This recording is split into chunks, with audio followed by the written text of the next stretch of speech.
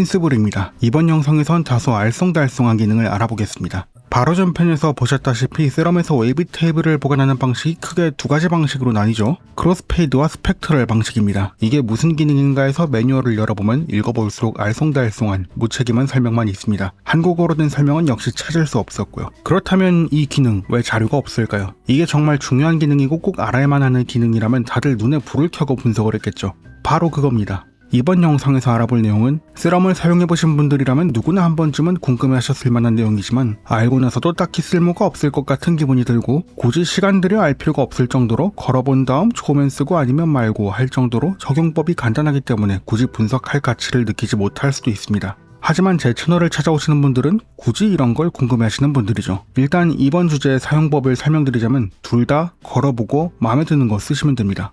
끝입니다. 먼저 이번 주제를 설명드리기 전에 위상을 조작하는 것에 대해 한 가지 짚어드릴 것이 있습니다. 아직 자세히 해설한 적은 없지만 이 창은 가산합성 창이고요. 여러분 모두 아시다시피 위상각은 0도에서 360도로 이루어져 있습니다. 그래서 각 배음들의 위상을 조정하는 것은 0도에서 360도로 위상을 돌리는 행위고요. 여기 0%가 0도, 그리고 100%가 360도가 되겠습니다. 그리고 지금처럼 100%로 위상을 돌리면 360도를 돌아 제자리로 돌아오는 셈이기 때문에 0%로 마우스를 놓으면 초기화됩니다. 오른쪽 마우스를 눌러서 이 옵션을 고르면 위상을 90도 단위로 조정할 수 있도록 스냅이 걸리고요.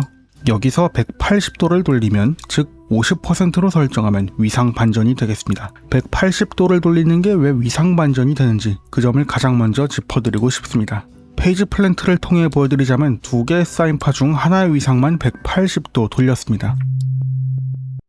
보시다시피 사인파는 단순한 형태의 파형이기 때문에 180도를 돌리는 것이 위상 반전과 같은 결과를 불러옵니다. 이 점을 이해하지 못하시면 오늘의 주제를 이해하실 수 없습니다. 물론 기술적으로는 위상 반전과 180도를 돌리는 것은 의미가 다릅니다. 그렇기 때문에 두 가지의 의미를 완전히 동일한 것으로 오해하시면 절대 안 됩니다. 페이지 플랜트를 통해 180도가 위상 반전이 되지 않는 간단한 예시를 들어드리겠습니다. 신디사이징 과정에서 자주 만날 수 있는 이러한 비대칭적인 파형의 경우는 동일한 다른 파형의 위상을 180도 돌린다고 해도 위상 캔슬은 일어나지 않습니다. 즉 사인파 같이 단순한 형태인 상황에서만 위상을 180도 돌리는 것과 반전시킨다는 것이 같은 의미가 됩니다. 나중에 신디사이징 하시다가 복잡하게 생긴 파형 두 개를 두고 하나만 180도를 돌렸는데 왜 위상 캔슬이 안 되지 하시면 안 됩니다. 이 점을 왜 짚어드리냐면 오늘 셋럼의 가산합성 창을 통해서 위상을 살펴볼 것이기 때문입니다. 제 채널에서 가산합성을 딱히 해설해드린 적은 없지만 그럼에도 불구하고 왠지 다들 아실 것 같지만 혹시나 모르시는 분들을 위해 짚어드리자면 가산합성 창에서 쌓아 올리는 이 선들은 모두 사인파입니다. 그럼 크로스페이드부터 얘기해보죠. 설명을 위해 셋럼을 이렇게 세팅해두었는데요. 첫 번째 프레임과 두 번째 프레임 모두 사인파입니다. 다만 두 번째 사인파의 위상은 180도, 즉 위상 반전입니다. 이제 첫 번째 프레임과 두 번째 프레임을 동시에 재생한 상황을 가정해보죠. 보시다시피 이번 영상을 만들기 위해서 화면에 많은 애널라이저를 띄워놨습니다. 애널라이저마다 각각 분석하는 데 미세한 시간차가 있기 때문에 파형이 정확히 일치하지는 않습니다만 크로스페이드 A와 크로스페이드 B는 180도의 위상차, 즉 반전된 위상을 가지고 있습니다. 크로스페이드 A 파형은 조금 전에 보았던 웨이브 테이블의 첫 번째 프레임이고요. 크로스페이드 B 파형은 두 번째 프레임입니다. 제가 이 크로스페이드 노브를 돌리는 것을 셋럼에서 웨이브 테이블을 탐색하는 것과 같다고 봐주시면 됩니다. 만약 제가 웨이브 테이블을 돌리다가 A와 B의 파형의 볼륨이 정확히 일치한다면 어느 순간 위상 반전이 일어나겠죠. 때문에 셋럼에서의 크로스페이드 모핑도 마찬가지로 두 프레임 사이의 배음들이 서로 180도의 위상차 그리고 동일한 볼륨이 형성된다면 위상 캔슬이 발생합니다. 지금은 사인파 하나로 예시를 들어드렸습니다만 실제로는 모든 배음들에 대해서 이런 현상이 발생한다고 이해하시면 됩니다. 이게 바로 크로스페이드 모핑이고 전통적인 웨이브 테이블에서 취하는 모핑 방식입니다.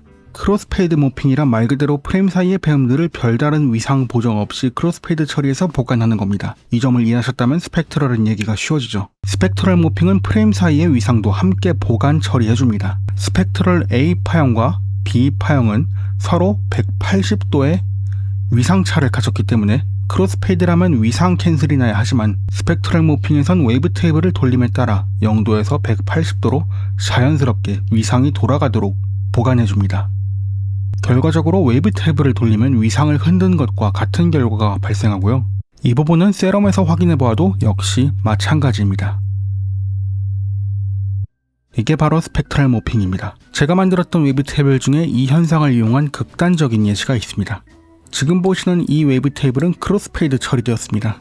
가장 가운데 배음을 제외하고는 위상 차이가 없다는 점을 확인할 수 있죠. 그리고 모듈레이션 휠로 탐색해보면 탐색하는 부분에 따라 특정 배음이 사라졌다가 나타나는 걸 볼 수 있습니다. 제가 이 프레임마다 그리고 각 배음마다 180도의 위상차를 두고 웨이브 테이블을 설계했기 때문입니다. 하지만 이걸 스펙트럴로 바꾼다면 위상 캔슬 대신 비브라토 같은 느낌으로 바뀌죠. 우리는 사운드 디자인 3편에서 위상으로 비브라토를 일으킨 적이 있습니다. 여기에서 발생하는 비브라토도 같은 원리입니다. 파형을 그리는 행위에서는 위상을 의도대로 제어할 수 없기 때문에 이런 이론을 알아도 별 쓸모가 없겠지만 가산합성의 관점에서는 그렇지 않습니다. 그 점을 이용해 특수한 테크닉을 사용해 볼 수 있죠. 지금 보시는 이 웨이브 테이블은 첫 번째, 즉 기음에만 위상의 변화를 주었습니다. 그렇다면 스펙트럴 모핑을 통해 특수한 테크닉을 사용해 볼 수 있죠. 웨이브 테이블을 통해 특정 배음에만 비브라토를 일으키는 테크닉이 있습니다.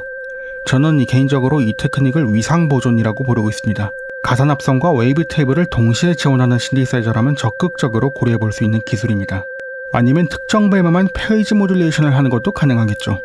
위상을 빠르게 흔들어 버리는 게 페이지 모듈레이션이라는 점, 그리고 이게 사실 FM 신디사이저에서 FM이라고 부르는 그 합성 방식이라는 점, 제 채널을 잘 따라오시는 분이라면 당연히 알고 계실 겁니다.